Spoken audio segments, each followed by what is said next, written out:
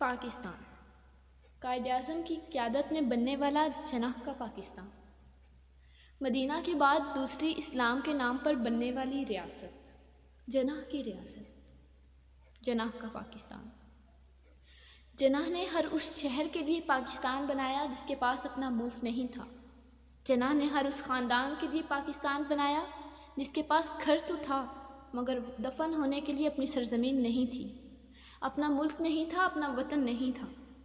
جناح نے پاکستان بنایا۔ جناح نے پاکستان بنایا ہر اس بچے کے لیے جسے وطن کی محبت کا درس تو ملے مگر وطن نہ ملے، وطن کی ڈور کسی اور کے ہاتھوں میں ہو یا پھر ایسے لوگوں کے ہاتھوں میں جو اسے کسی بھی وقت چھوڑ دیں۔ جناح کا پاکستان۔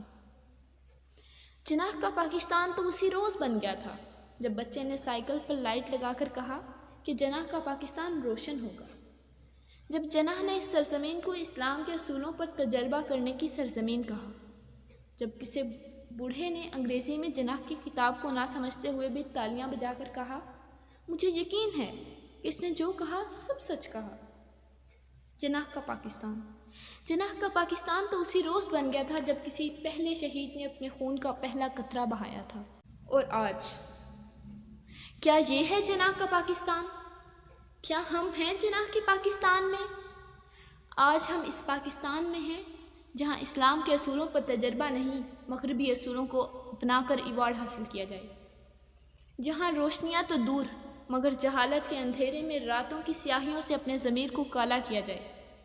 یہ وہ پاکستان ہے جہاں کوئی اندھے فقیر کی مدد تو دور اس کا کاسا بھی اٹھا کر لے جائے، جہاں بیچ سڑک کسی عورت کی عزت محفوظ نہیں، اور ہم بات کرتے ہیں جناح کے پاکستان کی۔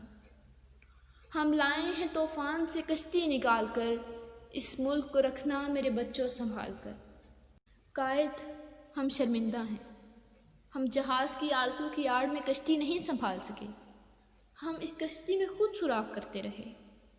آپ تو ملک غیروں کے ہاتھوں سے چھین کر لائے تھے، ہم نے اپنوں کے ہاتھوں گنوا دیا۔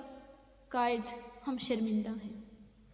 غریب کا گھر چلتا رہا، ہم سوتے رہے، اس کا گھر گھر نہیں رہا، وہ سڑکوں پر آ گیا، وہ بھکاری بن گیا، وہ مانگتا رہا سب سے اپنی عزت، وہ سوال کرتا رہا اپنے بھوکے ہونے کا، وہ گھر کے جل جانے کا قصہ سناتا رہا اور ہم سوتے رہے، ہم سوتے رہے۔ اس نے خاندان کی 2 وقت کی روٹی کی خاطر اپنے جسم پر بم باندھ لیا اور ہم سوتے رہے۔ جب بم پھٹا تو ہم نے حکمرانوں کو قصوروار کہنا شروع کیا، ہم نے اپنی خامیوں پر پردہ ڈالا، دوسروں کو الزام دینا شروع کیا۔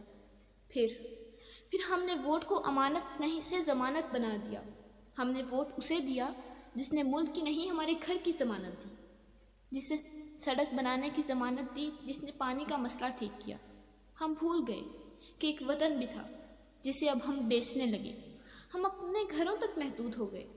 پھر ہم نے شکایت کی کہ وطن بیچ کر حکمران دوسرے ملکوں میں جائیداد بنا رہے ہیں۔ ایک بار پھر ہم اپنے کندھے پر رکھی غفلت، لاعلمی، لاشعوری کا بوجھ کسی اور پر ڈال کر وطن بیچنے کی شکایت کرنے لگے۔ آخر کب تک ہم اپنی عزتوں کو پامال ہوتا دیکھیں گے، جائیداد کو نیلام ہوتا دیکھیں گے، ہم وراثت پر قبضہ اور وارثوں کا قتل ہوتا دیکھیں گے؟ آخر کب تک؟ جناح کا پاکستان تو 11 ستمبر 1948 کو ان کے ساتھ ہی کہیں دفن ہو گیا، اور اب ہم ہیں اپنے ہاتھوں سے بنائے ہوئے پاکستان میں، اپنی رشوت، اپنی کرپشن، اپنی ذلت، اپنی حرام خوری سے کمائی گئی دولت کی دلدل میں، اور ہم نے اسے نام دیا اسلامی جمہوریہ پاکستان کا۔ کتاب تازہ رہے گی کب تک؟ کبھی تو آغاز باب ہوگا، جنہوں نے بستی اجاڑ ڈالی کبھی تو ان کا حساب ہوگا۔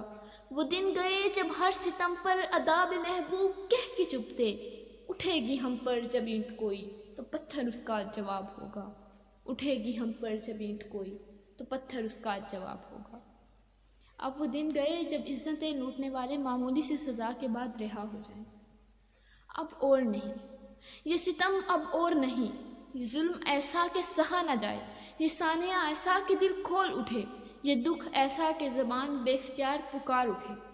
لٹکا دو انہیں تختہ دار پر، لٹکا دو انہیں تختہ دار پر، کہ اب آسماں جلتی زمیں پر نہیں آنے والا، اب کوئی اور پیغمبر نہیں آنے والا، پیاس کہتی ہے کہ ریت نچوڑی جائے، اپنے حصے میں سمندر نہیں آنے والا، تو پکارے گا تو اے صحن حرم آئیں گے، پر اڑاتے ہوئے نصرت کے علم آئیں گے، اب ابابیلوں کی مانند ہم آئیں گے، یہ الگ بات کہ تعداد میں کم آئیں گے، یہ الگ بات کہ تعداد میں کم آئیں گے۔